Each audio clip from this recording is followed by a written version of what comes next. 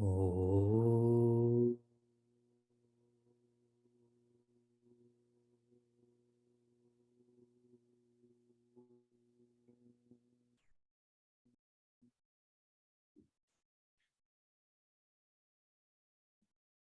Oh.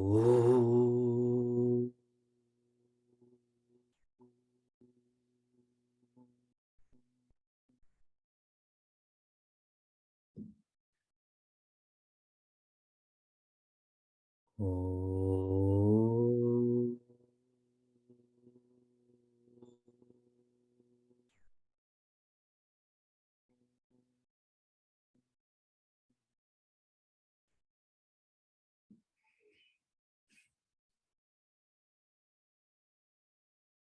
Welcome to Meaningful Mornings. A popular book whose title I'm sure you know is Don't Sweat the Small Stuff.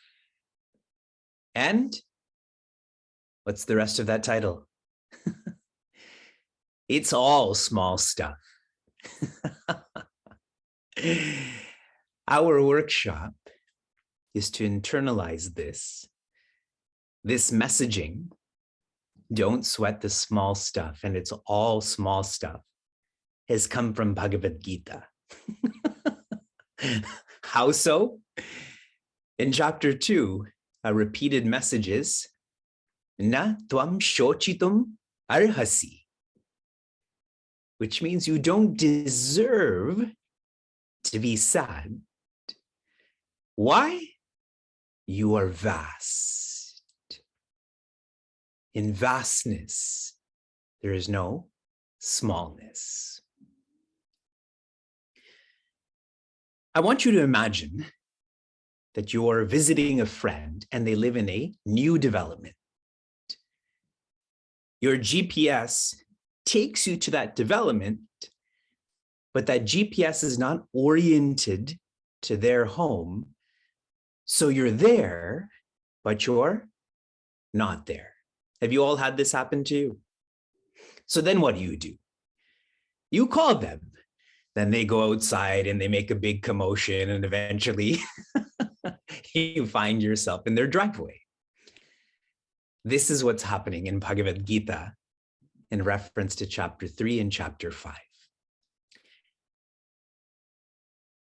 To know vastness is not a casual matter. One cannot be a casual seeker. Shri Krishna is refining Prince Arjuna's guidance perpetually. You'll find this chapter after chapter after chapter, so that he is fully prepared to know vastness. I'm reading from Puja Swami Chinmayananda's commentary. Gurudev has written this distinction between 3 and 5 very clearly. 2 methods are indicated for turning an ordinary act into a divine action of dedication and worship. It can either be done by the renunciation of the concept of agency in every action, or by a consistent refusal to get dissipated by our unintelligent preoccupation with our anxieties for the fruits of our action. The former is called the Sankhya method, and the latter is called simple Karma Yoga. Is that clearer for all? One more paragraph. The Sankhya technique is not available to everyone, since the renunciation of agency is not easy unless the practitioner is highly intellectual and has in himself a capacity to see the collective universe in action. Only when we see the total logic of things can we really come to feel the insignificance of our individual ego and all our achievements and our successes. Karma Yoga being dedicated. Jnana karma yoga, that is to be dedicated with less deservership, less expectation. Here the word is less anxiety. Karma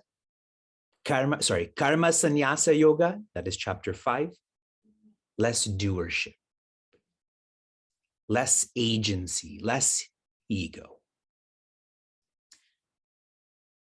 Prince Arjuna dislikes his dharma.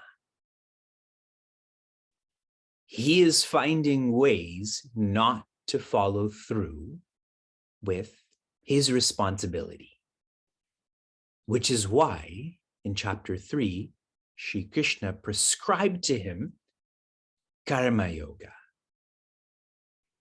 If you have aversion and attraction, or dislikes and likes, then the medicine we need to take is karma yoga, to be dedicated. That is not the ends, though. It is not simply about being dedicated. That dedication has to become more and more and more pure. And that's what's being shared here. Shri Krishna knows Prince Arjuna is not prepared because his mind is comparing sections of these paths. That's what our mind does. We compare our own religion. We compare others' religions. And so I shared with all of you every day to engage in swadhyaya. Swadhyaya is where you specifically observe yourself. Because when you know where you are, you will know where to go on this path. Like a GPS, if that GPS doesn't know where you are, how can it direct you then? When one is dishonest about their evolution, they start to engage in paradharma. We interpret paradharma very overtly, that Vivek is a teacher. Now he's going to start to engage as being a lawyer. That's paradharma. But internalize this. If I feel I'm more evolved than I actually am, and I start to practice in such a way, that's paradharma too. And what comes with paradharma? Bhaya avaha. One only feels fear and related emotions. Be honest. Be honest about who you are, what you can do, and this honesty will be a catalyst to you being intentional. We are intentional in some experiences, but the more we practice that, we will become intentional in all experiences. Shared in a different way, we have some virtues in some ways, but if we have all virtues in all ways through practice, who do we become? Bhagavan, the one who has all virtues in all ways. Again, sharing practices on how we can transition from karma yoga to karma sannyasa yoga. In a general way, be grateful. Being grateful, one has less expectations, less ego. In a specific way, be careful. Be careful of what you desire, you think, you say, you act, so that you can follow more refined facets of this path. In chapter 11, verse 33, Shri Krishna shares with Prince Arjuna a most lovely quarter. He says, Nimitta matram bhava eva. I know I'm fast forwarding many years, but this is the bhava, the feeling we should have. nimitta matram, which means you are an instrument, eva, you are only my instrument, as in Sri Krishna's, then how can there be expectations? How can there be ego? Sri Krishna is investing more into making sure this is clear for us. If the ends is clear, the means becomes clear. Verse 5. Yat sankhye prapyate sthanam tad yoger apigamyate ekam sankyam cha yogam cha yaf pashyati sa pashyati. Yat sankhyehi, that by Sankhya Yoga, prapyate sthanam, that which one develops through Sankhya Yoga or Karma Sannyasa Yoga. Lots of synonyms being shared. Tat yogaihi api gamyate, the same is developed by Karma Yoga. So whatever Vivek will develop by practicing chapter 3, Vivek will also develop by practicing chapter 5. The implication of this beautiful poetry, there is one path. Every chapter is called yoga, correct? And there's different sections or focuses of yoga. Shared in a different way, the mukhya lakshana, which means the primary pointer of a sannyasi, is renouncing one's separation. In Sanskrit, dvaita. The mukhya lakshana. How do you know one is living as a renunciate?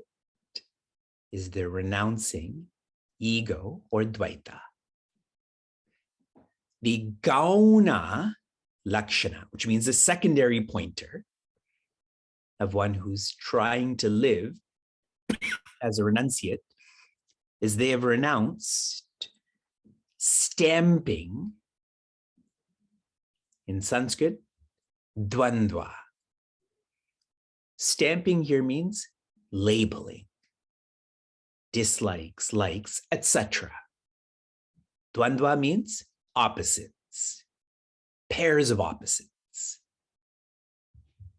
We do that with mail, don't we? We separate it and stamp it. But we're perpetually doing that. We separate people and stamp them. Naturally, you have to follow the secondary pointer to build up to the primary pointer.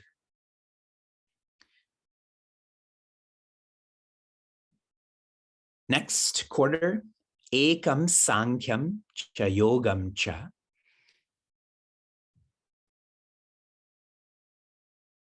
Renouncing our expectations and renouncing our ego are one.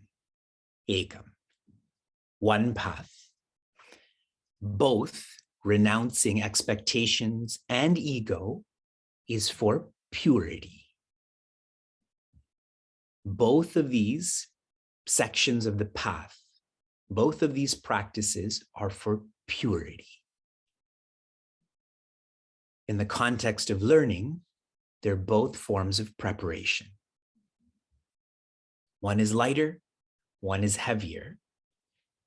So why have that ego that I'm here and you're there when they both have the same purpose?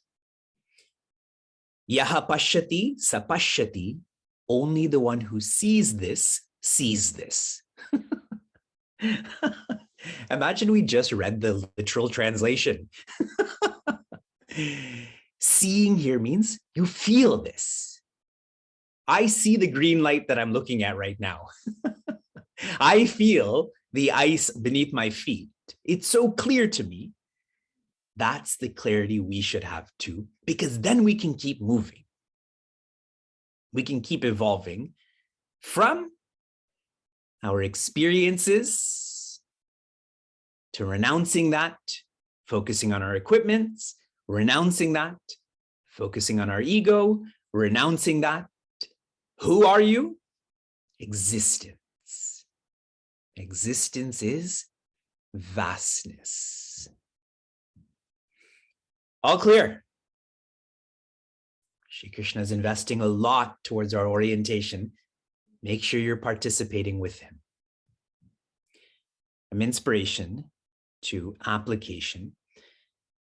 Your recent application was you being threatened that if you didn't read and reflect and register for Prithvi Seva Sangha, that I would stay on verse 4, but I'm on verse 5 because now we're way over 100 seekers who have registered. This shows your purity, that when guidance is given, that you act on it. This is the power of our community, how in sync we are. Serving our earth is a universal responsibility. It is not a personal responsibility. Vivek is an environmental fanatic. It is a universal responsibility. I'm very happy that there are some Chinmay Mission centers who are using Chinmay Niagara's resources to implement that as a center in their city, their sub-centers. When I had reflected upon that, I feel all of you who teach, whether you teach in a medical school or you teach a high school class, you're teaching your grandchildren, everyone should be using these resources.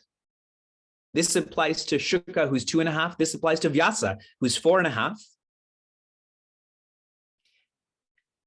Your application for this morning, and the Friday applications are intense because the next application comes in on Monday, is I want you to rate how judgmental you are. You judge yourself.